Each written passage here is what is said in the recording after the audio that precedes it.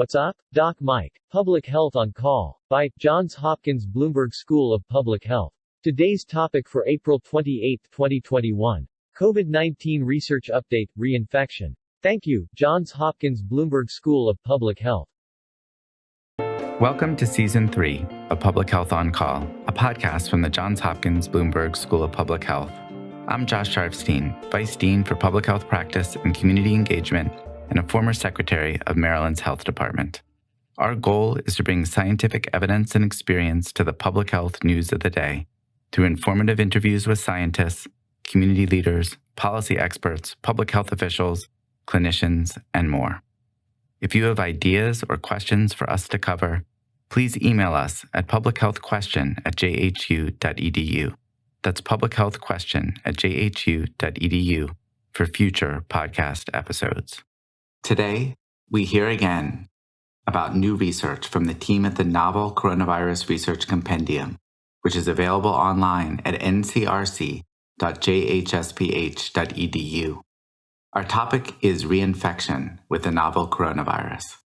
First, we'll hear from Dr. Cherie Schwartz, an epidemiologist at Johns Hopkins, about a paper on reinfections in a single Kentucky nursing home. Then we'll hear from Henri Garrison-Desanet, a doctoral student in epidemiology at Johns Hopkins, about two papers, one published in The Lancet from Denmark and one in the Journal of Infection from Brazil. Let's listen. Dr. Cherie Schwartz, thank you so much for joining the podcast again today to talk about the data on reinfections. Where should we start? Thanks, Josh, for having me back. So we're still learning a lot about reinfection overall, and particularly we also have an interest in thinking about reinfection in vulnerable populations. So I'll be talking about a study that uses data from the Kentucky Department of Health that looked at reinfections in a single nursing home in Kentucky. So that's particularly important because of the high risk of nursing home residents for serious illness and death. And it's a big question whether people who have been infected once are at risk for reinfection, and if they are at risk for reinfection, whether they could get seriously ill again.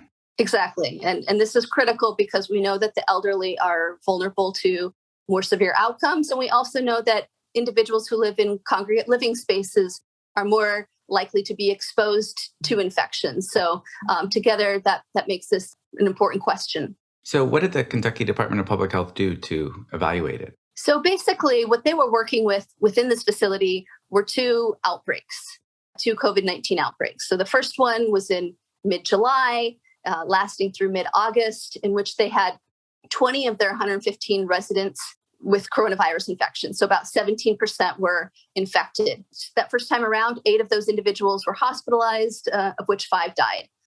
Then they went through 2 months in which they had no positive tests, and they were doing routine testing. So everyone had at least 4 negative tests. But then come the end of October through early December, they had a second outbreak. And this one was really quite large. So 2.5 to 3 months later, 85 of their 114 residents, so 75%, were infected. And of those, 15 died. Now, we have these 2 outbreaks, and now we're thinking about reinfection. So just coming full circle here, of those who were infected the first time and still at the facility, still alive, there were 12 of those individuals. 5 of those 12 were reinfected, so over 40%. Wait, so of the people who were infected the first time, who were still there, 40% of them got infected just a couple months later? Yes, that's correct. And how sick did they get? So in all 5 of these cases, the individuals initially had an asymptomatic or mild infection. And the second time around, for all 5 of them, they had more severe cases.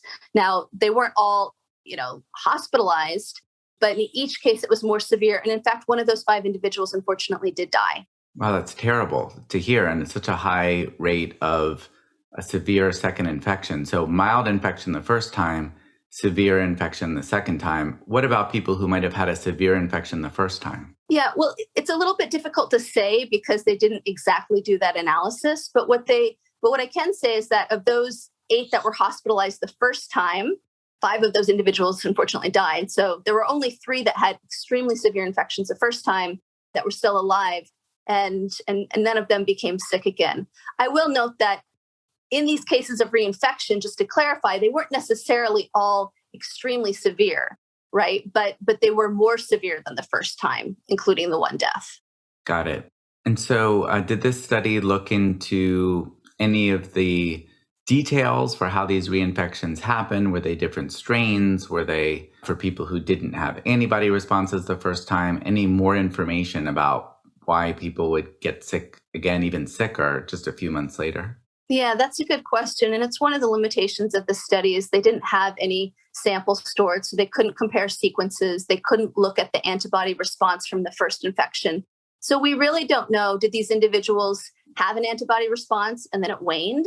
Or did they never develop an antibody response because the infection was more mild the first time around? We do know that none of them had, severely compromised immune systems or were on immunosuppressive medication, but we don't have a good understanding of exactly what happened to the first infection and how that impacted the secondary infection.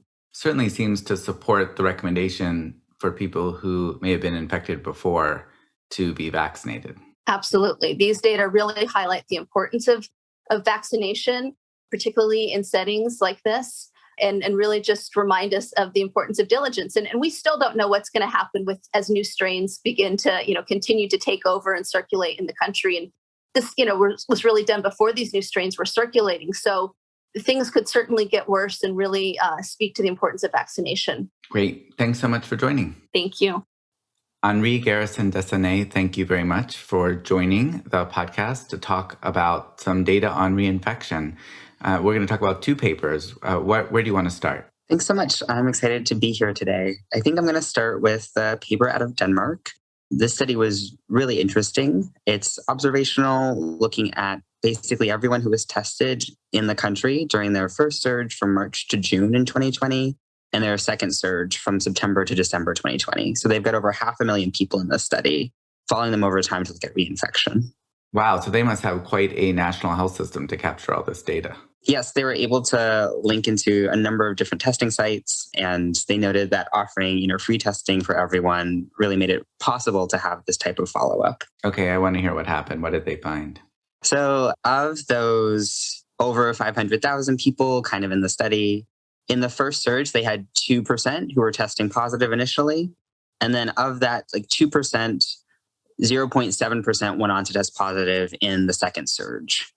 Compared to people who were testing negative in the first surge, about 3% of them later tested positive in the second surge. So kind of comparing these two groups, they found that prior infection had about an 80% protection from later infection in the second surge. Interesting. And just so that I'm totally clear, if I were in Denmark and I had gotten infected during that first surge, and you were in Denmark and didn't get infected during that first surge, then everything else being equal, I would have an 80% less chance of getting infected the second time. Yes. Mm-hmm. Got it. And did they look at how severe the infections were? So they weren't able to get too much into severity, but they were able to kind of stratify this out by age group and a few other sociodemographics. So one interesting thing they also found was that this protection seems to wane with increased age. So we were talking about 80% in the larger population, but for older individuals 65 and up, it's more like 47%. So compared to younger people, older people were less likely to be protected by their first infection. Yes. Based on these results, it definitely looks like that there's less of that protection among older people, whereas younger people, you're talking upwards of that 80%. So what didn't the paper cover that you wish they'd been able to include? So because this is observational, while they calculated that protection in a similar way you would calculate vaccine effectiveness protection, we can't actually determine if that's based off of antibodies or some biological response, or if it's based off of different lifestyle changes people may have made. So people who were infected earlier in that first surge, are they using masks and socially distancing the same amount that people who were not infected in that first surge? Or are they being more cautious? Are they being less cautious? It's hard to kind of interpret exactly how much of that protection is due to some biological response versus those more social distancing factors we've been seeing. Got it. So the take home maybe isn't the very specific numbers that you're talking about, but the general concept that it looks like that first infection provides some protection, but not complete protection. Yes. Mm-hmm. Great. Thanks so much. So on to the second paper. Where are we headed? Great. So for this one, we're going to Brazil, and we're looking at recurrent symptomatic COVID cases among healthcare workers. So people who were infected, they recovered, and they later tested positive again. And we're comparing those recurrent cases with controls who are only infected once to look for differences in severity of infection and antibody responses. Great. So we have two groups of healthcare workers. One group got infected twice, and one got infected once. Yes. And we're looking at 33 who were infected twice versus about 62 individuals who were only infected once. Great. So let's talk about the people who were infected twice in their first infection compared to the people who were just infected once. Were there any differences that the authors noted between those groups? Yes. So they saw in their antibody testing that people who were infected twice, after that first infection, they had a lower antibody response compared to people who were infected once. After their first infection, they had a higher antibody response in comparison. So that suggests, maybe doesn't totally prove, but it suggests that it might be possible to measure an antibody response that could correlate with immunity. Potentially. They didn't necessarily do that comparison, but it's pretty noticeable that there's this seeming drop-off. And then the people who went on to get sick again, they had a lower antibody response the first time, and then they got sick. What happened to them? Yeah, in that second infection, compared to people with a first infection, they saw more symptoms, some more severity, basically. And they didn't necessarily have the numbers to do a deep dive on this, but for people with recurrent infection, there were about 4 hospitalizations and 1 person actually died during their second infection, compared to people with a first infection where there were no hospitalizations, no deaths. Interesting. So that second infection turned out to be more severe for people who had that first infection, maybe didn't mount such an antibody response. Yes, that's what the evidence is pointing to. Now, did they look at the particular strains of coronavirus to know whether this had to do with, for example, the Brazilian, variant that people have talked about? They were only able to do genetic testing on 2 samples among the recurrent cases. And of those 2 samples, only one of them they had data from their first infection and from their second infection.